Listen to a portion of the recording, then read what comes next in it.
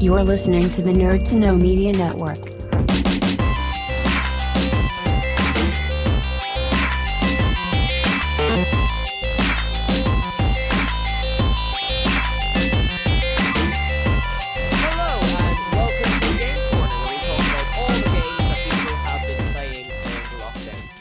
We have some special experts in that field today because we are interviewing the staff of Tabletop Cork. So today we have Chris Heinhold and Emer Kelly, who are the shop owners, and Serena Roman, who I'm assured is part of the Tabletop family. Guys, how are you doing today? Very good, thank you. Yeah, great. Very good. Yeah, great. Excellent. And thank you so much for taking the time out to appear today. I understand that you've had quite a lot of online orders in the last few weeks. Yeah, it's been busy. I mean, we built the shop online middle last year, and we hadn't really pushed it very hard. And then when this all happened, we obviously just put everything we had online, and it's grown quite a lot since. So it's been great. Okay. And just before we kind of get into the games and stuff, can I ask, how long has Tabletop Cork been running? So we opened our shop on Castle Street in Cork City 2 years ago, January 2 years ago. 2.5 nearly. 2.5 years ago, yeah. So it's been that long. And then we opened a second location in Bantry in West Cork. That's actually a bar, and we opened that in June last year. So it'll be coming up to a year at the end of this month. Oh, excellent. Well, happy anniversary of sorts then. Yeah, it'll be a strange birthday. Yeah. And just to get some sort of business stuff out of the way early on, I am based in Dublin. Is this shop open for orders just around the Cork area, or is it all Ireland? Like, what's the range? Absolutely all Ireland. We deliver using Fastways. So it's the entire island of Ireland we deliver to. And orders take, I mean, at the moment, because they're just incredibly busy. I think all delivery companies are incredibly busy and a little bit slower than normal, but it's 4 days. Oh, quite often it's only 2. Yeah. Yeah. That's excellent. Like, because we've had, like, we've had like like instructors and artists and lots of different people on the show, and the common theme through all of them so far is their work has been stopped and they're playing more board games. So I'm really thrilled to hear that you guys at least are sort of having a little bit of a, not only just still going, but having a little bit of extra boom during these times, you know? Yeah, it's great. Like, it's just keeping everything kind of ticking over. And it's nice to just still keep some interaction with all of our customers. So we're still really active on social media, which is lovely. And it's nice to see how a lot of our regular customers are supporting us now through buying things online and buying vouchers and stuff, which is great. And I've got to ask about this because I didn't realize this initially when my friend Jessica Lean recommended you guys to me. It's also, you have cafe in your name. Like, so what kind of, take me through the kind of setup of I know the building's closed right now, but what kind of services do you offer then? So we're very much a functioning cafe as well as being a board game cafe. So from the get-go, we were always clear that we wanted people to feel free and come in just for like a coffee and a cake or a toasty and stuff during the day. And then similarly at nighttime, we offer like sharing boards, kind of like cheese boards and charcuterie boards and meze boards, along with beer and wine. And again, anyone is free to come in and have something to eat and a drink without playing games if they don't want to. But actually, interestingly, we've noticed that a lot of people who might not come in with the intention of playing games look around them and then they're like, oh, actually, maybe we'll give something a go, which is really lovely to see. Like, we get a lot of customers in that would not necessarily be big board game players that end up really enjoying themselves. Well, I'm thrilled to hear that because, like, I mean, I don't want to kind of, what's the term, throw shade on any other shops, right? But quite often when I go into some board game shops, I find it somewhat intimidating that there are tables, yes, but the people who play it are so far beyond my kind of vaguely amateurish type playing that I'd almost be scared to try one of them out. So that's kind of not the atmosphere you've cultivated there. Yeah, like, we've always been really aware of that. I guess neither one of us was a massive board gamer when we started out. Like, Chris used to play probably like once a week with friends, but I probably only played like a couple of times a year. And And like, yeah, as you say, we were very much aware of that kind of somewhat stereotype, I suppose. So, and like, it's actually nice as well in relation to the staff that are working there. There's always a nice mix of people that prefer to play heavier games, and then quite often we've had staff that we've taken on that would never really have played games and then have gotten into them as they've been working there. So there's a nice mix of people that just want to play like party games, or then something a bit more strategic and, you know, a bit more of an in-depth game. So it's nice because it means you always get a nice mix of games recommended to customers that are coming in. Okay, and I suppose it helps that, I mean, you seem to all have a range of experience with board games. It would help maybe that when people come in who may not be overly familiar with it, you can kind of take them through it, right? Yeah, exactly. Like, we generally start from the, I guess, assumption that people don't necessarily know the games, rather than making an assumption that you're a regular board gamer and then you might be a bit embarrassed to say, oh, actually, I don't really play games. I think what's cool as well is that. Oh, sorry, go on, Serena. I think what's cool as well is that a lot of people that work there, some of us kind of, like when I started working there, I like playing kind of a lot of the heavier games, and I kind of verge now towards the lighter, more party games because I have a toddler now, so it's kind of harder to play the more serious games. But we're all kind of, you know, very flexible with what we like, and if you don't like something that we might like or we might recommend, we're more than happy to kind of change it up and try something that would suit you that wouldn't necessarily be our cup of tea as well, because we're kind of well versed in those different variations of games. So I know exactly what you mean. We have a 1-year-old here at home, and when we tried to play Monopoly, she kept trying to get at the pieces, which is reasonable. Like, she just wants to see what we're having fun with. But like, you know, kind of a card game or something like that might be just a bit safer, or at least a taller table perhaps. But we'll see what we can do. Like, exactly. Yeah, we have that issue at the moment, myself and Emer, because we're both at home a lot more than we've been for the last number of years. And we have a 1.5-year-old. And we tend to try and get games played when he's down for his mid-afternoon nap.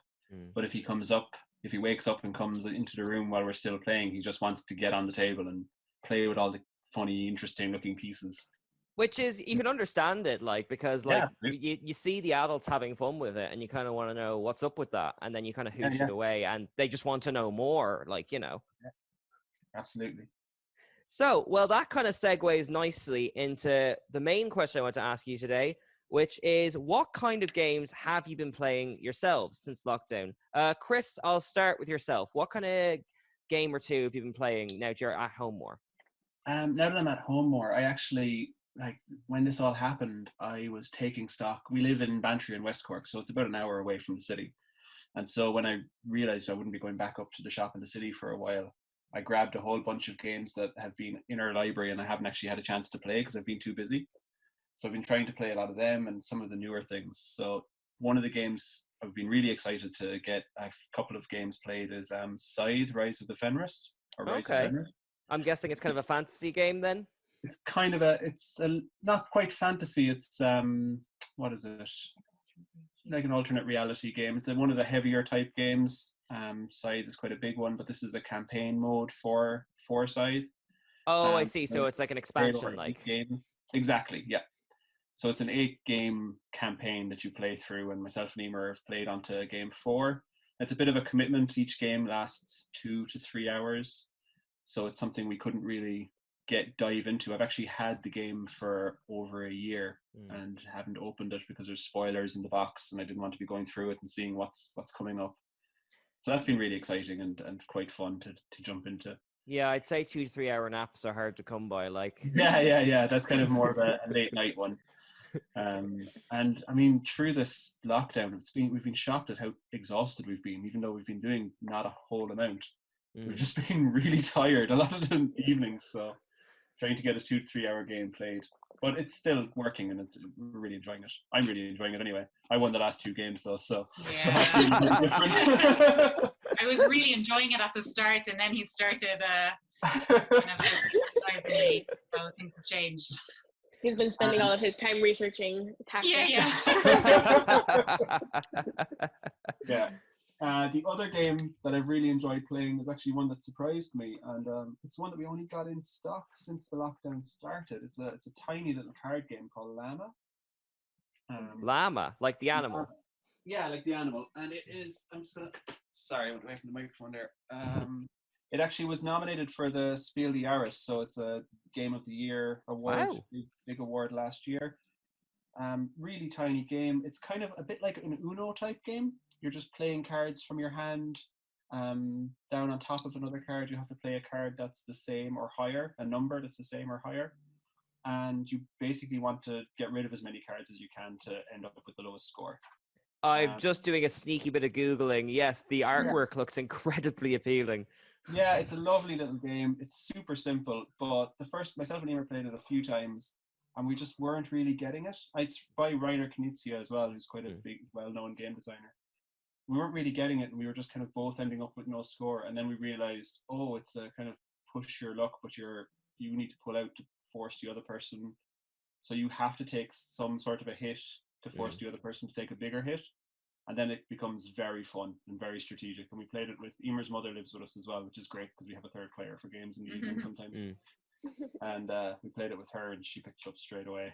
It was really fun. So that's another one I'd really recommend. And I was surprised that I enjoyed it as much as I did. Lovely. And just because I'm looking at the box artwork now, what kind of age range would Llama be for? Is it family appropriate, or would it be more on the Cards Against Humanity end of things? No, very much family appropriate. I mean, it says, what does it say, 8+? But, I mean, if you're playing games with kids, I always find that when people come into the shop as well, and they're asking for games for younger players, it really depends on the player. If you're playing games with a kid from a young age, they're going to be able to handle stuff a lot easier, you know.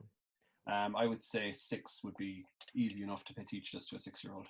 Okay, because that's exactly it. Like, I work in an Easton's in Dublin, and like we wouldn't have a range near you, but we have the essentials, like, you know, your Cards Against Humanity, your Exploding Kittens, and now and again, if something like Cards Against Humanity or Risk, and we have someone coming up, we kind of have to go, no, this isn't really for your grandkid necessarily, because if you look at a box and you don't play them, you wouldn't necessarily know, right? Yeah, absolutely. And sorry, you go first there.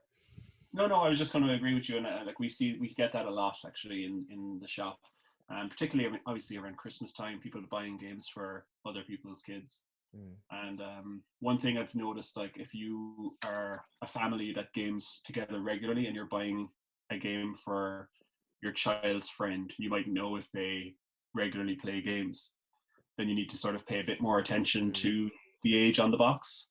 I mean, it's a good guide, but if you're buying games for your own kid and you know that you regularly play games with them, you can gauge what they can handle a lot easier, I think. Exactly. Well, it's a very good point, because it's understandable that like parents or aunts or whatever who don't play board games regularly would even be aware of the concept of an age limit, you know. Yeah, absolutely. Well, on that note, because I'm going to move over to Emer now, although I appreciate you're playing together, but can I ask, have you been playing more cooperative games, like, or kind of more competitive?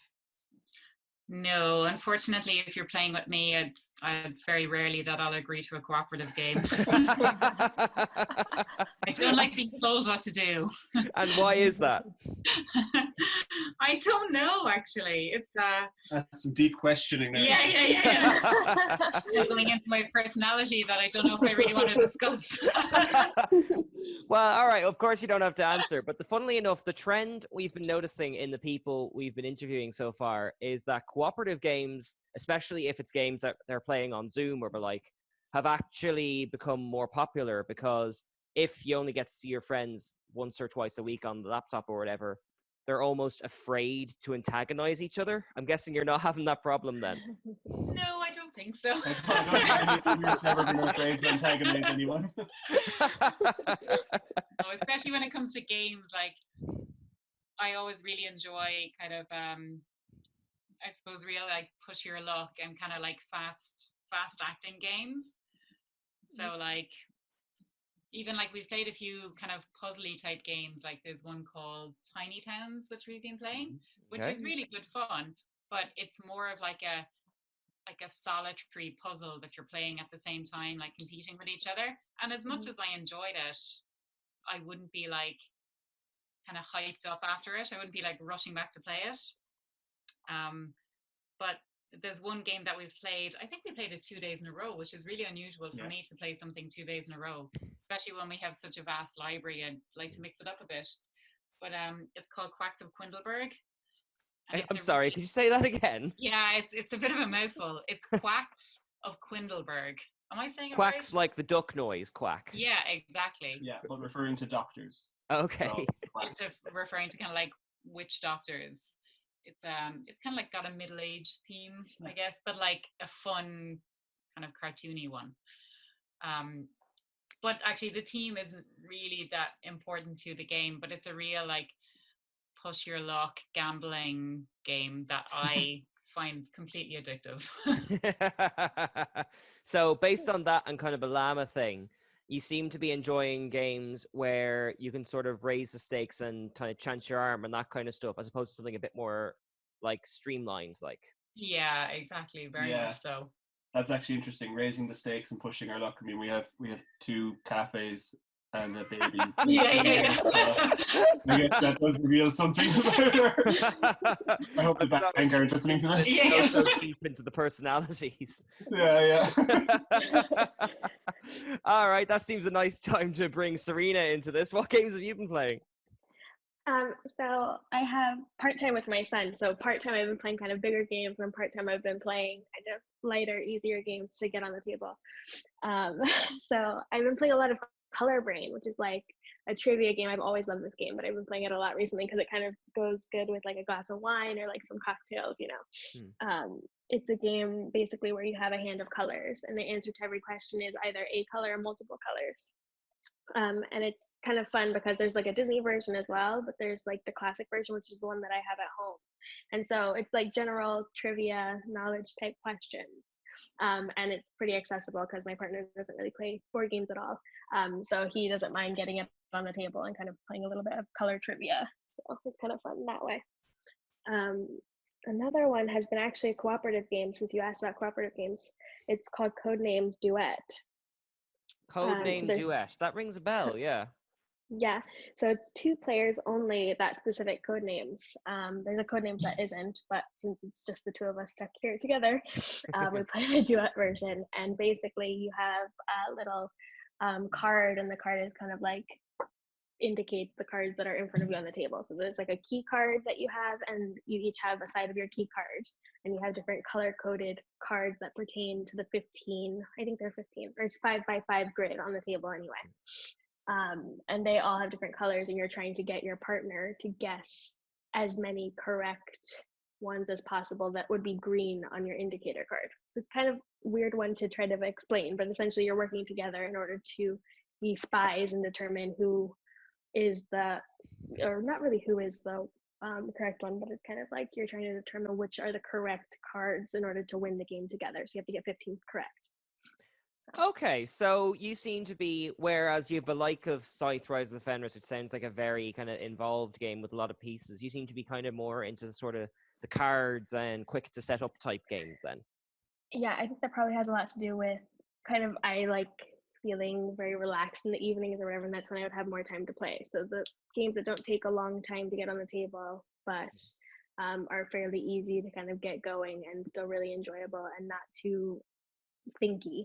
So that's kind of what I'm vibing with at the moment. And there's another one called Takedo, which I don't know if you've heard of. I've heard, I haven't, no.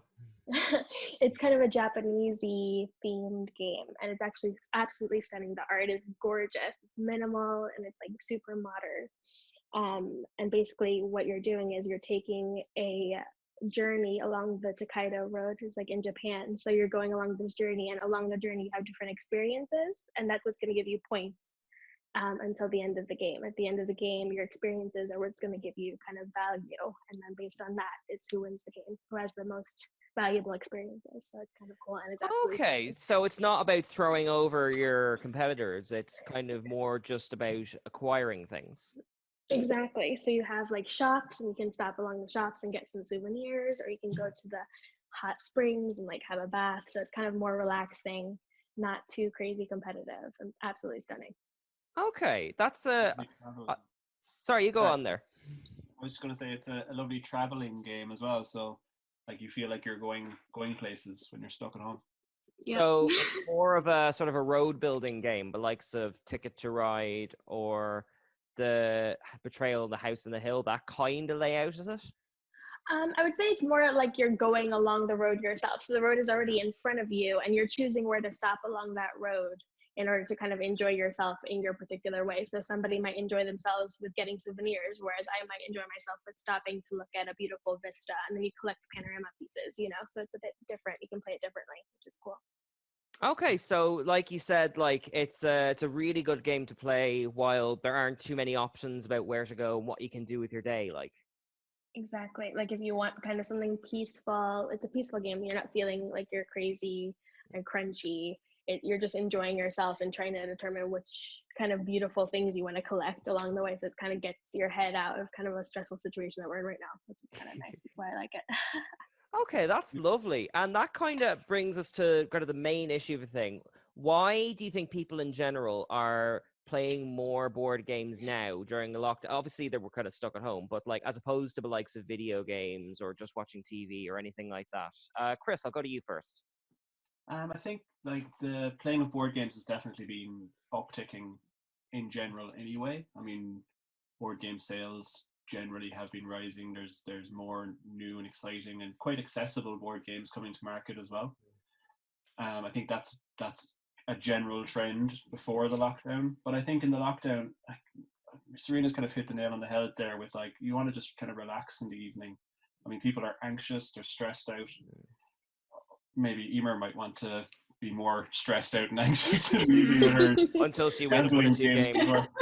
A lot of people are kind of looking for some way to chill and unwind, and maybe I mean if you're working from home, like a lot of people are working on screens all day anyway, and now they're working even more closely tied to their screen. I saw an article recently where it's saying that people are actually working longer hours in the lockdown, working from home. Some people are just getting kind of sucked into that.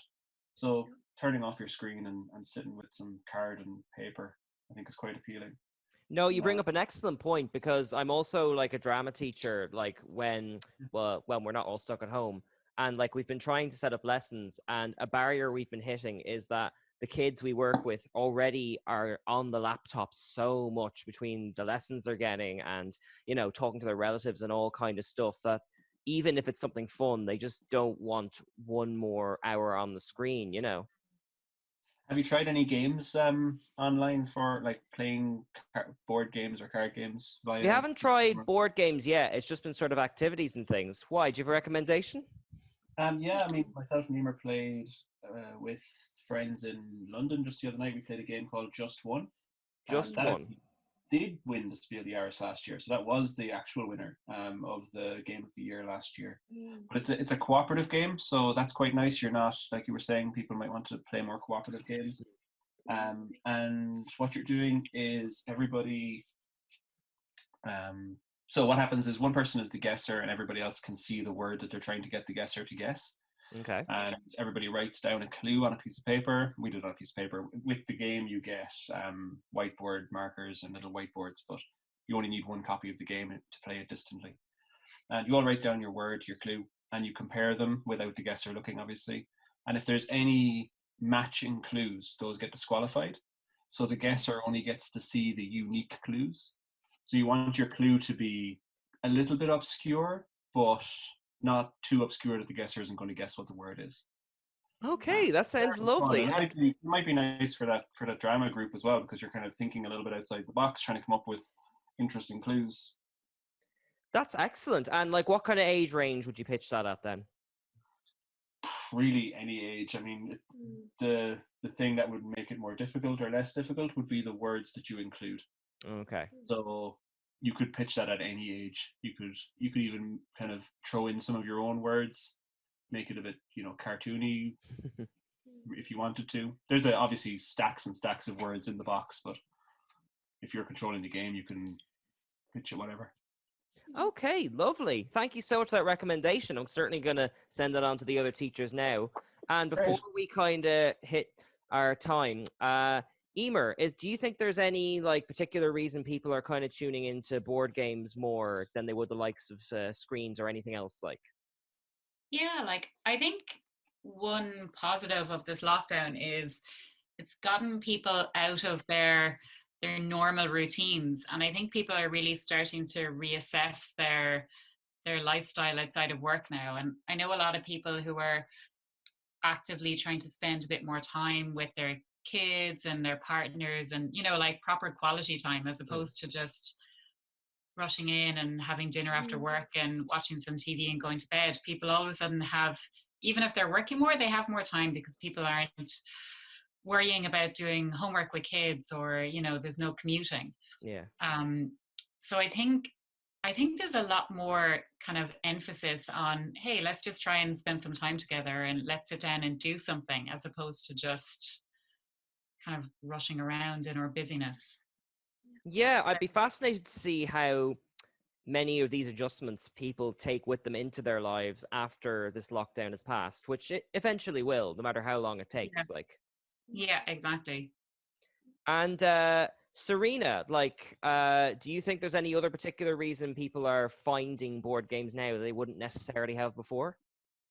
I think I agree with everything that Emer and Chris said. I think it's cool as well because for those of us that are out of work at the moment, we have lots of screens going on. Even if you're not working, you have the TV, your social media, everything's kind of going on in front of you all the time, which ironically, personally for me, has led me to spend loads of time, the quantity of time that I'm spending with people that I'm around a lot on a daily basis, which would be my partner and my son, is a lot, but the quality is kind of lesser.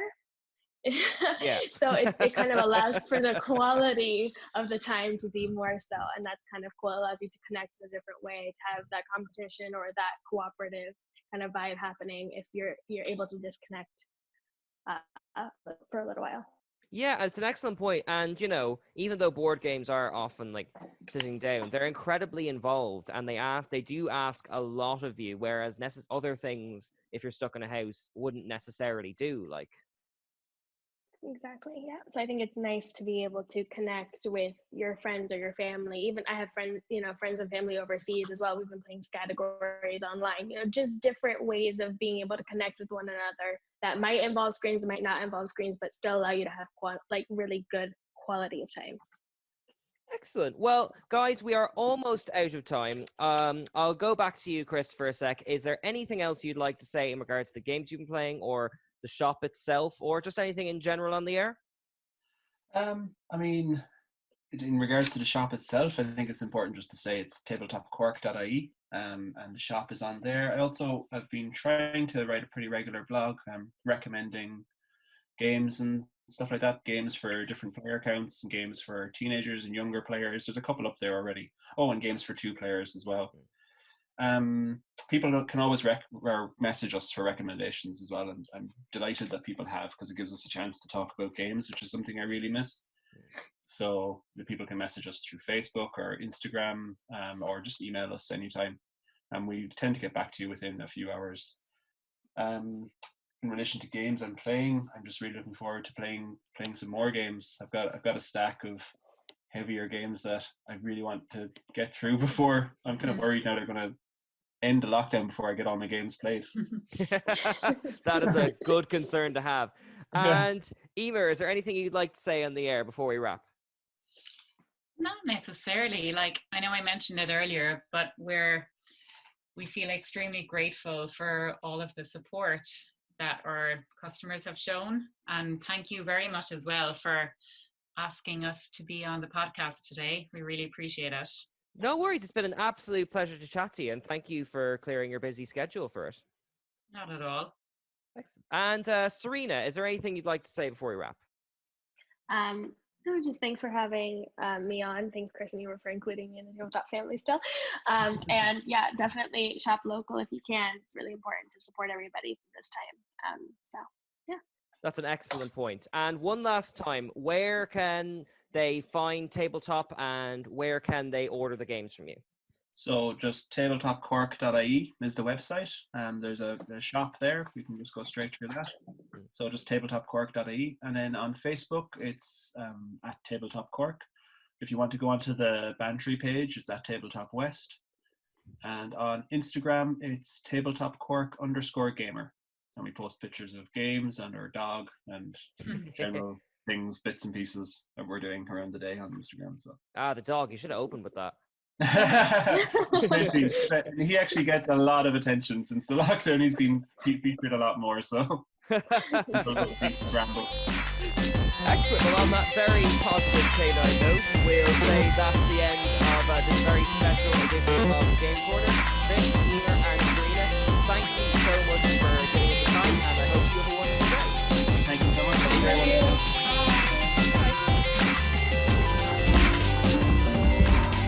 Join us at nerdtoknowmedia.com.